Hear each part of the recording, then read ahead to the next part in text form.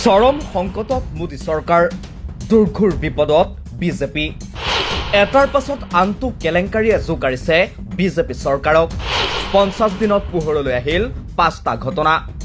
এটাৰো উত্তৰ নাই মোদী শ্বাহৰ হাতত। দুৰ্নীতি কেলেংকাৰীৰ ধুমুহাত তছনছ হ'ব নেকি বিজেপিৰ দুৰ্গ? মে মাহৰ 3 তাৰিখে অনুষ্ঠিত হ'বলগীয়া আছিল নীট পৰীক্ষা। কিন্তু পৰীক্ষাৰ এদিন পূৰ্বেই প্ৰশ্নকাকত ফাদিল হোৱাৰ ভয়ংকৰ অভিযোগ উত্থাপন হয়। লাখ লাখ পৰীক্ষাৰ্থীৰ ভৱিষ্যতলৈ নামি আহে চৰম অন্ধকাৰ। কেইবাগৰাকীও পৰীক্ষাৰ্থীয়ে এই ঘটনাৰ বাবে চৰমপন্থাও হাতত লোৱাৰ খবৰ পোহৰলৈ আহিল। টেলিগ্ৰামৰ দৰে মেছেজিং এপ, আনকি অফলাইনতো লাখ টকাত পেপাৰ বিক্ৰী হোৱাৰ অভিযোগ উত্থাপন হোৱাৰ পাছত কেন্দ্ৰীয় শিক্ষামন্ত্ৰী ধৰ্মেন্দ্ৰ প্ৰধানৰ পদত্যাগৰ দাবী উঠিল। কিন্তু পদত্যাগ বাদেই চৰকাৰে এটা পৰীক্ষা সুকলমে অনুষ্ঠিত কৰিব নোৱাৰাৰ বাবে নৈতিক দায়িত্বও আজিলৈকে স্বীকাৰ নকৰিলে। মাত্ৰ কেইজনমান ব্যক্তিক গ্ৰেপ্তাৰ আৰু পুনৰ নীট পৰীক্ষা অনুষ্ঠিত কৰিয়েই দায়িত্ব সামৰিলে চৰকাৰে। বিভিন্ন বিষয়ত সততে সৰব প্ৰধানমন্ত্ৰীও নীটৰ পেপাৰ লিক সন্দৰ্ভত নিশ্চুপ। একেদৰে প্ৰধানমন্ত্ৰীয়ে নীৰৱতা অৱলম্বন কৰিছে CBSEৰ নতুন মূল্যায়ন পদ্ধতি সন্দৰ্ভতো। CBSEৰ দ্বাদশ শ্ৰেণীৰ প্ৰশ্নোত্তৰ মূল্যায়নৰ OSM পদ্ধতিটো ব্যাপক বিসংগতিৰ অভিযোগ উত্থাপন হ'ল। প্ৰশ্নোত্তৰ বহিৰ স্কেন কৰি অনস্ক্ৰীন মাৰ্কিং চিষ্টেম অৰ্থাৎ OSM পদ্ধতিৰে মূল্যায়ন কৰিছিল CBSE। কিন্তু স্কেন কৰা উত্তৰ বহীত বহু পৰীক্ষাৰ্থীৰ ক্ষেত্ৰত হয় অসম্পূৰ্ণ উত্তৰ বহী পোৱা গৈছিল, বা উত্তৰ বহীৰ মিল নাছিল, বা স্কেন কৰা বহী অস্পষ্ট আছিল অৰ্থাৎ ব্লাৰ হৈ আছিল, নাইবা পৰীক্ষাৰ্থীয়ে প্ৰকৃত নম্বৰ লাভ কৰা নাছিল। বহু পৰীক্ষাৰ্থীয়ে পুনমূল্যায়নৰ বাবে উত্তৰ বহী দাবী কৰাৰ পাছত অন্য পৰীক্ষাৰ্থীৰ উত্তৰ বহীহে লাভ কৰিছিল। লাখ লাখ শিক্ষাৰ্থীৰ ভৱিষ্যতক লৈ CBSEয়ে এনেদৰে হেতালি খেলা পাছতো নিশ্চুপ প্ৰধানমন্ত্ৰী। আনফালে বিহাৰৰ ভোজপুৰ জিলাৰ ভাৰত ভূষণ তিৱাৰী নামৰ এগৰাকী স্থানীয় সমাজকৰ্মীক আৰক্ষীয়ে ভুৱা সংঘৰ্ষৰ ৰূপ দি দিন দুপৰতে গুলীয়াই হত্যা কৰে। সততে ৰাজনৈতিক নেতাৰ ভুৱা প্ৰতিশ্ৰুতি, সামাজিক অন্যায় তথা স্থানীয় সমস্যা আদিক লৈ সৰব ভূমিকা পালন কৰা ভাৰত তিৱাৰীক ফেচবুকৰ পোনপটীয়া সম্প্ৰচাৰৰ মাজতে আৰক্ষীয়ে গুলীয়াই হত্যা কৰে। পৰিয়ালৰ লোক আৰু স্থানীয় প্ৰত্যক্ষদৰ্শীৰ মতে ভাৰত তিৱাৰীয়ে আত্মসমৰ্পণ কৰাৰ পাছতো আৰক্ষীয়ে 5টাকৈ গুলীৰে থকা সৰকা কৰিছিল তিৱাৰীক। এগৰাকী নাগৰিকক এনেকৈ দিন দুপৰতে গুলীয়াই হত্যা কৰাক লৈ উত্তপ্ত হৈ আছে দেশৰ ৰাজনীতি।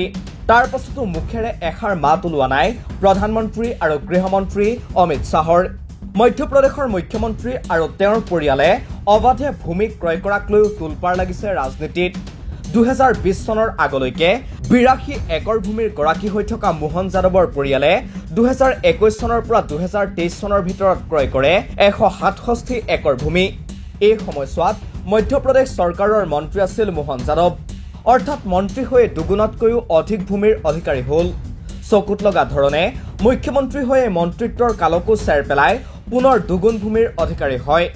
2024-25 চনৰ ভিতৰত মুখ্যমন্ত্ৰী মোহন যাদৱৰ পৰিয়ালৰ ভূমিৰ পৰিমাণ হৈ গৈ 335 একৰ।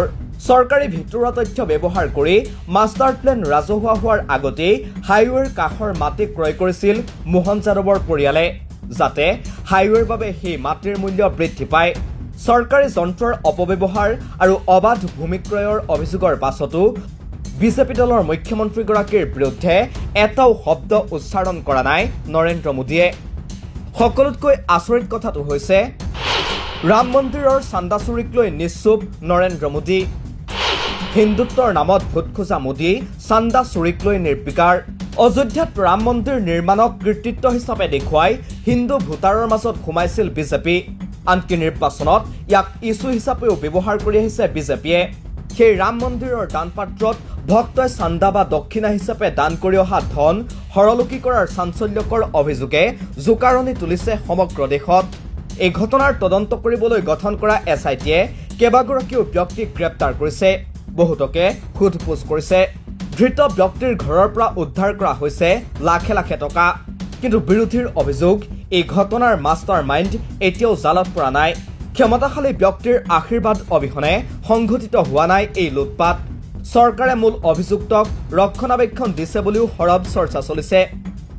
যি হিন্দুত্বৰ কথা কৈ বাৰে বাৰে বিজেপি নিৰ্বাচনত অৱতীৰ্ণ হয়, যি ৰাম মন্দিৰ নিৰ্মাণক বিজেপিয়ে কৃতিত্ব বুলি জাহিৰ কৰে, যি ৰাম মন্দিৰত প্ৰধানমন্ত্ৰী নৰেন্দ্ৰ মোদীয়ে মহা আয়োজনেৰে অনুষ্ঠান অনুষ্ঠিত কৰে, সেই ৰাম মন্দিৰক লৈ এতিয়া সংকটত মোদী চৰকাৰ।